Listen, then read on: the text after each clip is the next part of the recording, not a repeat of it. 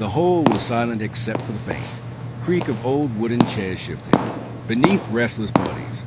The ceiling, fans hummed above, pushing around the heavy August air, but no breeze could ease the tension that lingered in that room. At the eep front of the hall, standing with her back straight, though her hands trembled slightly, was Major Sarah Collins. Her uniform, pressed with precision, bore metals across her chest, small pieces of metal that told a lifetime of sacrifice, courage, and endurance. But at that moment, those medals weren't being seen as symbols of honor. They were being questioned. Whispers had been circulating for weeks.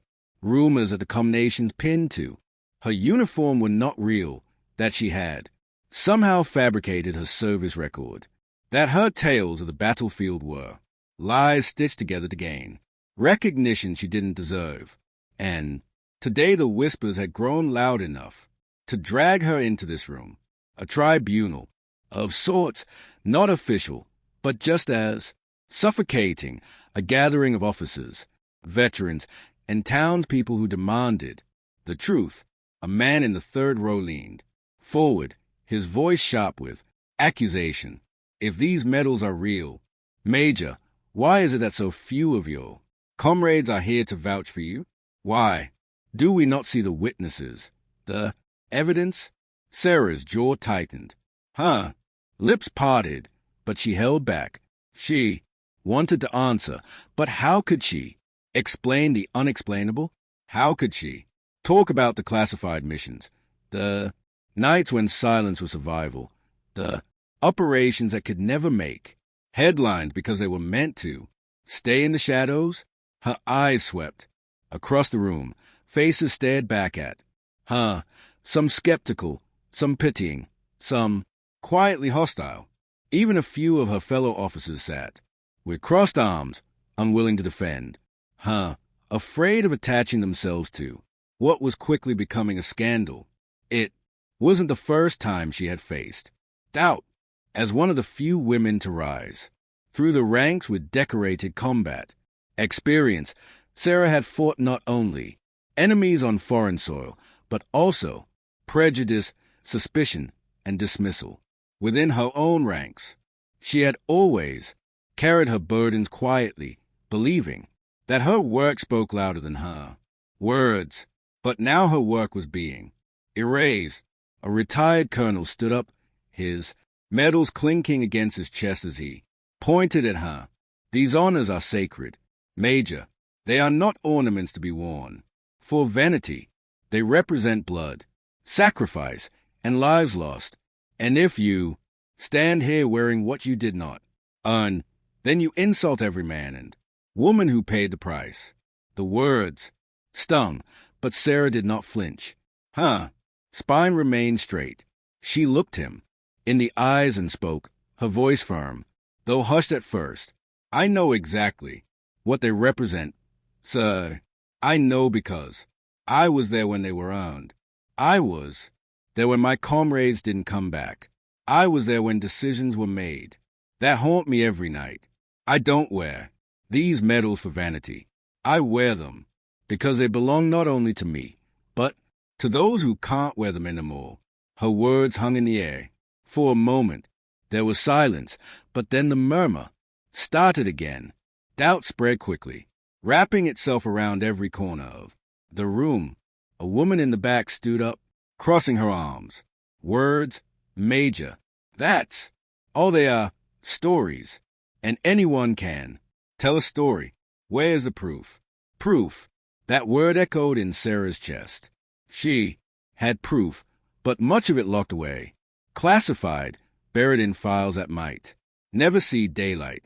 She had scars, yes, but scars didn't carry dates or details.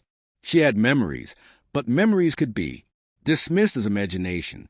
Proof was harder. Her mouth opened to respond, but then the double doors at the back of the hall creaked open. Everyone turned to. 2 Secret Service agents entered. First, their expressions unreadable. Behind them, walking with calm authority, was a figure that made the entire room rise to their feet. The President of the United States. Gasps rippled through the crowd. No one had expected this, not in this small town. Not for this quiet tribunal that wasn't even official. Yet here he was, the commander-in-chief himself, his step steady as he made his way down the aisle. Sarah's breath caught. She hadn't seen him since that mission years ago, the one that had changed everything. The president stopped just a few feet away from her. His eyes met hers, and for a moment, it felt like the rest of the room disappeared. He turned then, facing the crowd. "I hear there are doubts about Major Sarah Collins," he said, his voice carrying, with a weight that silenced every whisper. "I hear there are questions about the medal she wears." The room was still, every ear hanging onto his words. He took a step closer to Sarah, then looked at the medals on her chest. Slowly, he lifted his hand and tapped the highest one, the Distinguished Service Cross. "I was there when this medal was earned," he said firmly. "I know because I was the one she saved." The room erupted in gasps. The president's voice grew stronger.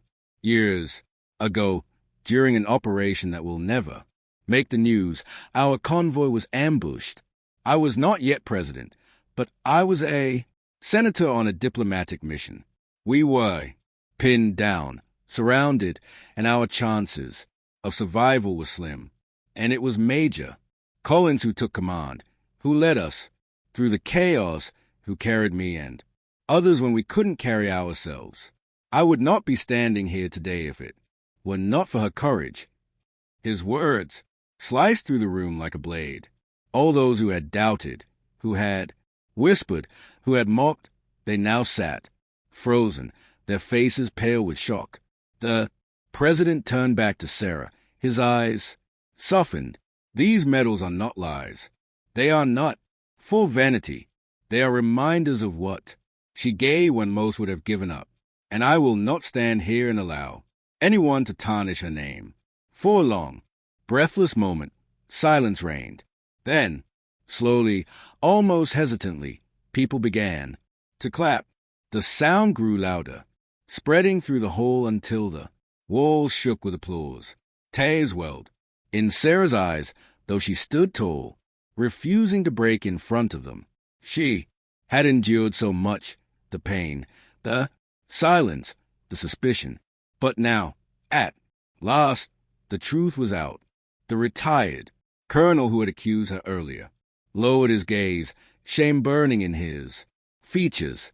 The woman who had demanded proof sat down, her arms falling to her lap, and one by one, those who had doubted her found themselves unable to look her in the eye. But Sarah didn't care about their shame. What mattered was that the truth had been spoken, that the honor of her comrades had been defended, that the burden she had carried for so long was finally understood. The president placed a hand on her shoulder. "Major Collins, this nation owes you more than it can ever repay. And as long as I hold this office, I will make sure your name is remembered, not with doubt, but with gratitude." The applause swelled again, echoing like thunder. And in that moment, Sarah felt something she hadn't in years. Not validation, not recognition, but peace. Because she hadn't fought for medals. She hadn't fought for applause. She had fought for the lives beside her, for the country she loved, for the quiet dignity of knowing she had done her duty, even when no one was watching. Now they were watching, and they knew the truth had stunned them all. So, if you were moved by Sarah's journey, if you believe in honoring the unsung heroes who carry the weight of sacrifice quietly, make sure to like this video, share it with others, and subscribe to the channel for more stories that remind us